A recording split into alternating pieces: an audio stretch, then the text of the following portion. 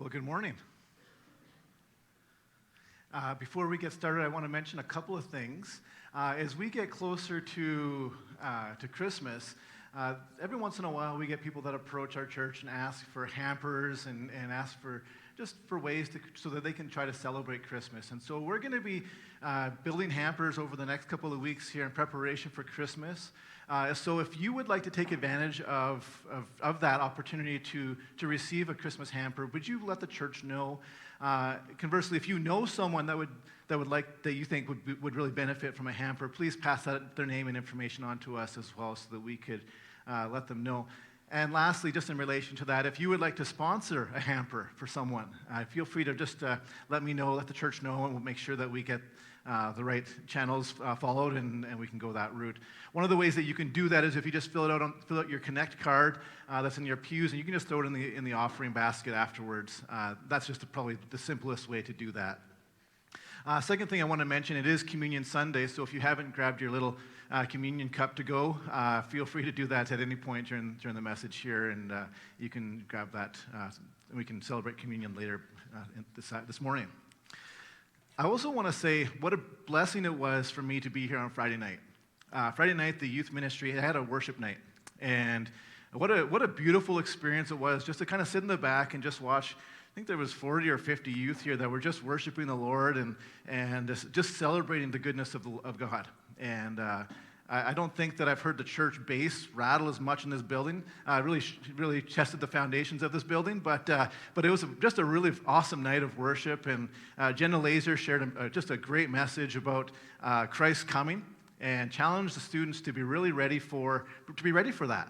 And I thought, what a beautiful message for us for our teenagers, but also just for us in general to reflect on and be ready for. We don't know when Jesus is coming, but Jenna, thanks for your word on Friday, and it was encouragement to me and to many others. So just grateful for your faithfulness to God's word in that way. And church, we are really fortunate to have a really great youth ministry, and the future of our church is looking really, really promising when you see hearts who are worshiping the Lord in that way Friday night. Well, a couple of weeks ago, I was here at the church, and I got a text message from my wife, Natalie, and all it said was, "Someone hit our car." Oh, no. And obviously that immediately caught my attention because I wasn't entirely sure how severe the accident was, so I immediately opened up my phone to find out what was going on, and fortunately, she had sent me a picture of our car. And sure enough, there was a small crack in the corner of our bumper and probably an 18-inch long scuff mark from a white vehicle that had hit our car. Evidently, it seemed as though someone was pulling into a parking spot and hit our vehicle and just kept going into the parking spot. And unfortunately, that person, though, didn't leave a note. They didn't leave any sort of acknowledgement that they'd hit our vehicle. They just left. There was no witnesses to let us know what had happened. Natalie went to the different stores to see if they had any security cameras. Nothing.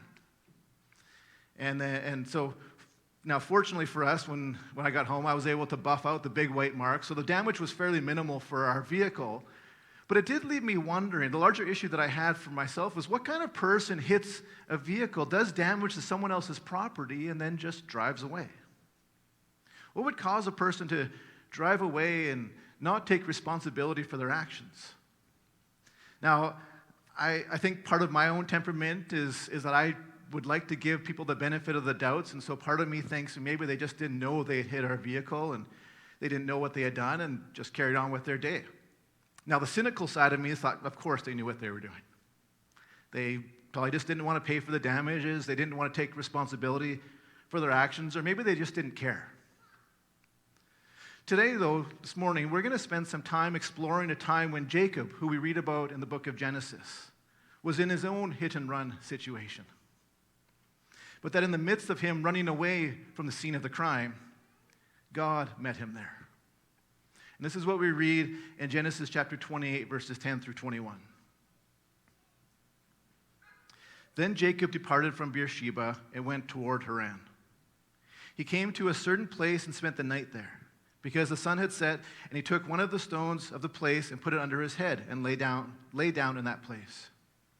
He had a dream, And behold, a ladder was set on the earth with its top reaching into heaven. And behold, the angels of God were ascending and descending on it. And behold, the Lord stood above it and said, I am the Lord, the God of your father Abraham, and the God of Isaac, the land on which you lie. I will give to you and to your descendants. Your descendants will also be like the dust of the earth, and you will spread out to the west and to the east and to the north and to the south. And in you and in your descendants shall all the families of the earth be blessed. Behold, I am with you and will keep you wherever you go and will bring you back to this land. For I will not leave you until I have done what I have promised you. Then Jacob awoke from his sleep and said, Surely the Lord is in this place, and I did not know it. He was afraid and said, How awesome is this place! This is none other than the house of God, and this is the gate of heaven. So Jacob rose early in the morning and took the stone that he put under his head and set it up as a pillar and poured oil on its top. He called the name of that place Bethel. Previously, the name of the city had been Luz. Then Jacob made a vow, saying, If God will be with me and will keep me on this journey that I take, and will give me food to eat and garments to wear, and I return to my father's house in safety, then the Lord will be my God. This stone which I have set up as a pillar will be God's house, and of all that you give me, I will surely give a tenth to you. In many ways, this incident in Jacob's life was a turning point that would really change the trajectory of Jacob's life. And there are a number of things, though, that have preceded this particular moment in time that we need to know about in order to help get us a fuller picture of the context that we're reading in this chapter. Now, we read right off the bat in verse 10 that Jacob had left Beersheba where he lived and is traveling to Haran. Now, the distance between those two cities is about 800 kilometers. That's like the distance between here and Regina, or if you want to go somewhere warmer, here in Kamloops. It's a significant journey that he's on. But why? Why is Jacob on this extensive road trip? Well, earlier in Genesis chapter 27, that's where the scene of where Jacob's hit and run happens. When we read that Jacob and his mom conspired together to deceive Jacob's father Isaac. And many of us have heard this story. Jacob's mom instructs Jacob to literally cover himself in sheep's clothing and pretend to be his hairy brother Esau. Now, it's not some sort of weird family practical joke. Jacob's father Isaac was in the last days of his life. It was assumed that Isaac would be passing on his inheritance to Esau, who was the firstborn. However, if the deception plan was successful, the inheritance would be passed on to Jacob instead. And in many ways, this whole situation is really dysfunctional. Nonetheless, this scheme was successful. Jacob and his mom were able to successfully deceive Isaac and receive Esau's share of the inheritance as well as his own. So now Jacob not only has his rightful share of 1/3 of the inheritance, but now he also receives Esau's share of the 2/3. Do the math. He gets it all. By the time Esau and Isaac find out that this deception had taken place, it was too late. It couldn't be retracted. And the actions of his mother and brother have essentially left Esau with nothing. Understandably, Esau is irate. And it's at that point that Esau is planning to kill his brother out of revenge. But because Esau is storming around the household and wants to defenestrate his brother or do something worse, word gets out. And Jacob's mom warns Jacob that Esau is wanting to assassinate him. Jacob, not really known for his strong character, though, decides that rather than apologizing and trying to make things right, he follows his mom's instructions again and runs away. This isn't one of those situations where Jacob just decides to go on a road trip and so he grabs some snacks and toiletries and makes a Spotify playlist. He is trying to take off. He's trying to escape. There's urgency in his departure from Beersheba. And so he runs, presumably with the clothes on his back and a few basic essentials. He knows that right now home isn't safe, and so he just wants to leave immediately. So the next best place he wants to go is a place called Haran. Haran is a place where he knows that he has family there. His uncle Laban lives there. And he'll be able to take refuge until Esau has presumably calmed down. It's interesting, isn't it? That although Jacob in chapter 27 is the one who has everything promised to him, livestock, servants, property, everything. Now in chapter 28, he has nothing. He had to leave it all behind, and now he's on the run with nothing but the clothes on his back. Maybe a few essentials, but essentially he has nothing. We know that he has very little because we read in verse 11 that when finally Jacob stops for the night, that he didn't pitch his tent and try to catch some food and establish a base camp. No. Instead, Jacob was so desperate for some form of comfort that he scavenged for a nice soft rock to lay his head for a pillow. Have you ever been so tired that you could use a rock as a pillow? I haven't, but I would imagine that it doesn't produce a great sleep, a great rest. Ironically, this man, who just days before, who had deceived his father into giving him 100% of his expansive inheritance, is now on the run, sleeping with nothing, scavenging for the comforts that he took for granted up to that point, and seemingly alienated by most of the people in his family because of choices that he had made. Little did Jacob know, though, that although he was physically isolated, he wasn't alone. Somehow, in the midst of Jacob's escape from his brother's anger and massive deception and betrayal, God was present with him. And we read that while Jacob slept that night, he had a dream of a ladder going up to heaven. Now, the Hebrew word for ladder that's used here is actually more reflective of like a staircase. So imagine like a staircase ascending a mountain. That's the imagery here that Jacob is likely seeing.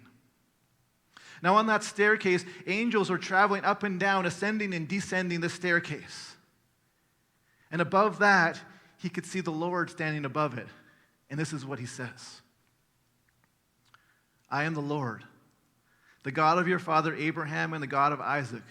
The land on which you lie, I will give to you and to your descendants. Your descendants will also be like the dust of the earth, and you will spread out to the west and to the east, and to the north and to the south. And in you and in your descendants shall all the families of the earth be blessed. Behold, I am with you, and will keep you wherever you go, and will bring you back to this land. For I will not leave you until I have done what I have promised you. Jacob, this man of poor character, this man who is so bankrupt of character that he would steal everything from his own brother for his own gain, has a divine encounter with God. And through a dream, God begins a conversation that would begin to change the direction of Jacob's life forever. Inside this dream, the curtain is pulled back, and Jacob is able to see that there is a divine power at work around him. And Jacob begins to see that there is something much larger at work in his life and in this world than anything he was ever aware of. And he begins to see that even the angels are responding to the commission of God and carrying out God's will on earth. It's in Jacob's dream that God reveals to Jacob that God is orchestrating a much larger and vaster and better plan than anything that Jacob could ever scheme up. And it's in this dream that God is revealing to Jacob that God has sovereign authority over all things, and that his divine presence exists and is revealing his grace and truth throughout the earth. I'm going to say that again because there's a lot there. It's in this dream that God is revealing to Jacob that God has sovereign authority over all things, and that his divine presence exists and is revealing his grace and truth throughout the earth. Here's what's remarkable to me about this event. Jacob, days before, had deceived and tricked his own father. Days before, had stolen the entire inheritance that his brother was supposed to get. Jacob, now running for his life, and is all alone. Destitute, alone, impoverished, and it was his fault. And in the midst of pretty miserable circumstances, God shows up in a dream and reveals to Jacob and says, Jacob, I am with you. But not only am I with you, but I'm going to bless you. And not only am I going to bless you, I'm going to bless your kids. And not only am I going to bless your kids, I'm going to bless your kids' kids. And for the future descendants and generations of your family, I'm going to bless them. And through this dream, Jacob is discovering that although his circumstances in his life are awful and a result of his own actions, God is doing things that are far greater than anything that he could see or comprehend. God is constantly doing things that we have no idea he's doing, isn't he? And it's in this dream, though, that God is promising his presence and his provision. Remembering in those moments, the only thing that Jacob has is the things that he took with him as he escaped from Beersheba. And the only thing he knew about his future was that he was going to Haran, assuming that Esau didn't get him first. Beyond that, he had a lot of hopes and dreams, but for the most part, his future was pretty uncertain, and his present wasn't looking too great either. Yet in the midst of this mess that he created, God says to Jacob, I will be with you. You know, Jacob's situation isn't that much different than many of ours, is it? Where our decisions often place us on a trajectory that isn't always where God wants us to go. And frankly, there's times where we make decisions that take us on a trajectory that we don't even want to go. That's just a consequence of our choices, just like they were with Jacob. And there's other times, though, where we make decisions that we know are in blatant opposition to God, but they're much more subtle. Maybe things like wanting control. Maybe there's things like pride or arrogance. Maybe it's self-protectionism or greed. Or maybe it's fear or bitterness, anger. Or, 'tis the season, what about consumerism? And these small, subtle ways that can creep into our lives, and they can begin to take over our thoughts and our attitudes and then our actions. And these small, subtle little sin cracks can become canyons in our spiritual life that create more and more and more distance between us and God. And for some of us, we might be like Jacob, who we're just trying to run away from our decisions of our past and just hope that things won't catch up with us. Consistently, though, we see a pattern from God who, in the midst of our sin, reaches down and reminds us that he is right there. Whether it's here when Jacob in this dream, whether it's Moses in the burning bush that Sig preached about a few weeks ago, or whether it's Jesus in Bethlehem. God reminding humanity that he is with us. What a beautiful reminder for you and I, that as we celebrate Christmas this year, that in the midst of all the chaos and junk that's happening and going on around us this year, disease and pandemics, racism, sin and brokenness, anger and hurt everywhere, even in the midst of all of it, God is with us. Think about your circumstances for a moment. God is with you. God is with you. It's in this Advent season that we can turn our eyes away from the craziness of this world and reminded that Jesus sent his own Son not to condemn the world, but to liberate it. It's in this Advent season that we can affirm the promise that God made to Jacob, that through Jesus, that we would experience the fulfillment of God's provision and presence in our lives and in the world. Let me say that again. That it's in this Advent season that we are in right now, that you and I can affirm the promises that God made to Jacob, that through Jesus, that we would experience the fulfillment of God's provision and presence in our lives and in this world. That whatever happens in our lives today, tomorrow, next year in 2022, God will still be with us. That's the beautiful promise that exists in the song that we just sang, Emmanuel. This song that we sang recognizes God's fulfillment of his presence and providence around us, where we affirm that even when we can't see what God is doing, that he is still at work, that God is present with us and moving in our world in ways that we can't ever understand. It's in Jesus that we are reminded that God's provision and presence has nothing to do with us, but instead has everything to do with him. In Jacob's response to this dream that he has, this revelation that he says that he sees, though, I think we can begin to see what are some ways that you and I can respond to the reality that God is with us today. We read in verse 18, it says, Jacob rose early in the morning, and he took the stone that he had put under his head and set it up as a pillar and poured oil on its top. And he called the name of that place Bethel. There's an immediacy to Jacob's response after his dream. He doesn't wake up and say, I'm going to say yes to you, God, as soon as I get my finances put in order. Or I'm going to say yes to you, God, as soon as I deal with some of the stuff in my history, my past, until I get my life put together. No. There is an immediate response. He doesn't wait.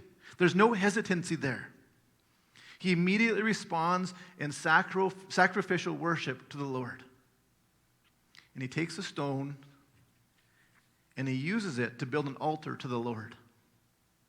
Now we know that altars were meant to be places where sacrifices were given. Jacob at this point, though, he really has very little to offer in terms of sacrifices. But what he does have, he gives to the Lord. And so he takes a little bit of oil that he had with him, and he pours it out onto the stone as an expression of his worship towards the Lord.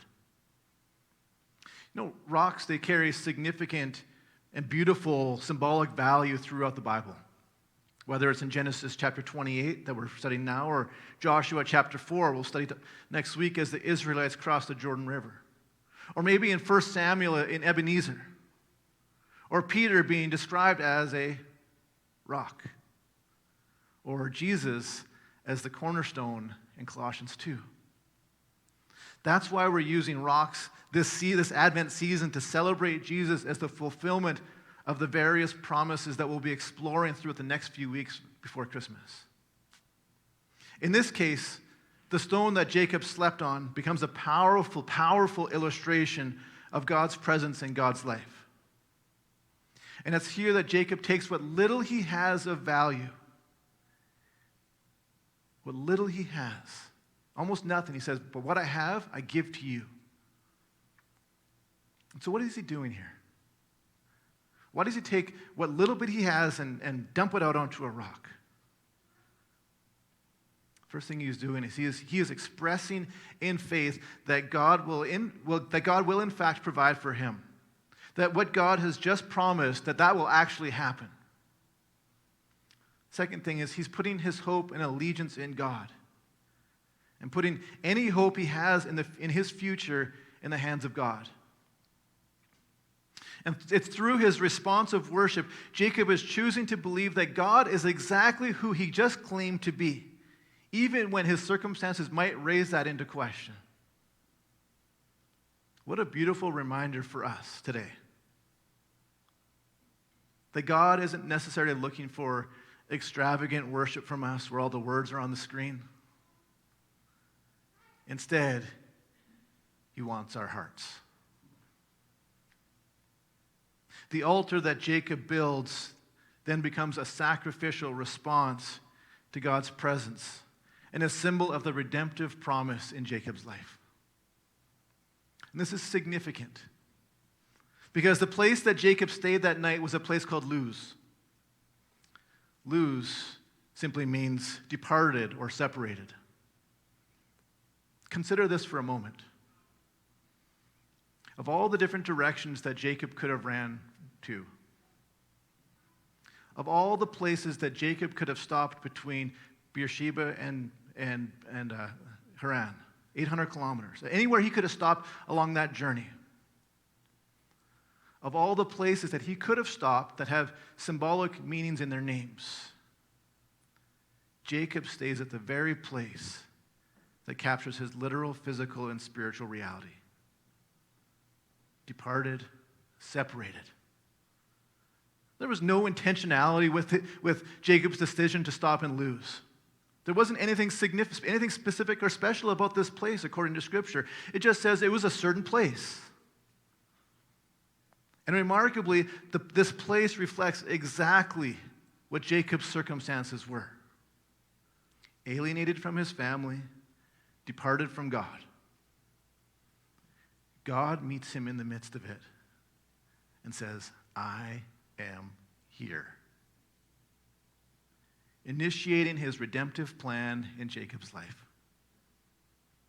And it's in these promises from God that prompt Jacob to then rename Luz to Bethel, which just simply means house of God. As he does that, what he's doing is he's affirming that there's now a new spiritual reality for Jacob's life. Here's the thing, though. When Jacob builds this altar to the Lord with this stone, he doesn't know what his future is going to look like. Esau could be right around the corner waiting for him to kill him. Jacob isn't worried about all the what-if scenarios to his obedience. Instead, all he knows is that whatever scenarios happen in Jacob's life moving forward will be because God is orchestrating it. As Jacob finally continues to Haran, though, he spends the next 12 years there. And he begins to experience God's providence and blessing. He gets wives, children, livestock, servants, wealth. Every physical blessing he could ask for, God has provided in an abundant way. And Jacob has it all, except one thing. He's still unreconciled to his brother Esau from 12 years earlier. He's still missing out on the forgiveness of his brother. Until the time comes when God instructs Jacob to go back to Esau in Genesis 32. And Jacob, in the same way that he responds to God in Genesis 28, he has the same immediacy that he did on the night of his first dream. And on the way back to Beersheba, Jacob stops in Bethel, and he worships the Lord one more time before he meets his brother.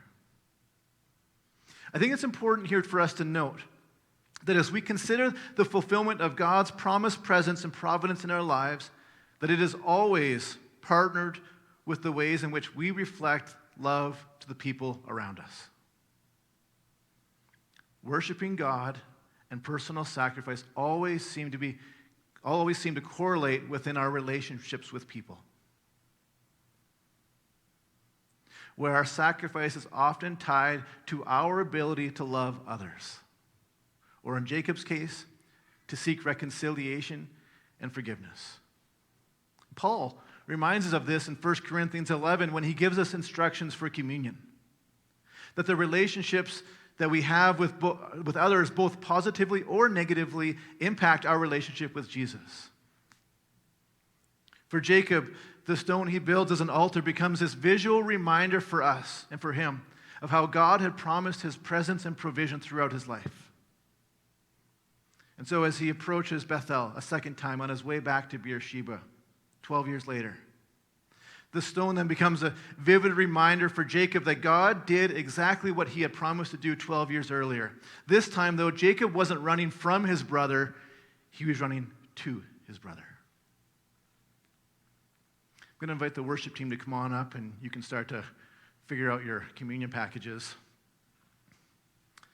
This morning, as we continue to recognize, as we continue to recognize Advent, and we add our second stone to our table to reflect the presence and providence of God fulfilled through the birth of Jesus. That stone at Bethel becomes a symbol for us today that through Jesus, the promises of God aren't fulfilled at a specific location any longer, but instead they are fulfilled through a specific person in Jesus Christ. John writes in And shares Jesus' words in John chapter 1, verse 51 that says, Jesus says, "Very truly I tell you, you will see heaven open and the angels of God ascending and descending on the Son of Man." The very scene that God promised, that God made to Jacob in his dream, are fulfilled in their spiritual realities for each of us today through Jesus, almost 2,000 years later. And so this morning, as we celebrate Advent in preparation for the arrival of Jesus, and as we receive communion, we acknowledge the beautiful symbolism of God's promised presence in our lives.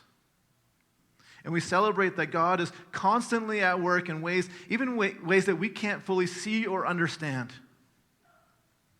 And through communion, we affirm and declare that God is with us. And the altar that we choose to offer a sacrifice on is no longer a stone like Jacob, but instead it's the way that you and I choose to live our lives. On the night that Jesus was betrayed, Jesus took the bread. And when he had given thanks, he broke it and said, "This is my body, which is for you. Do this in remembrance of me." Take and eat.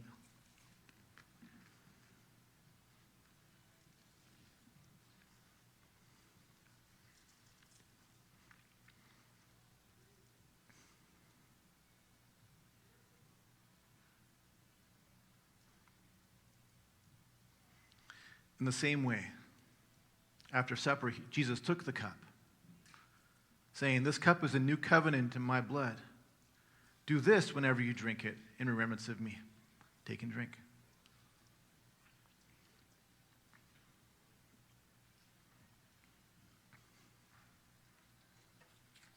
I'm going to invite the worship team to lead us in one last song.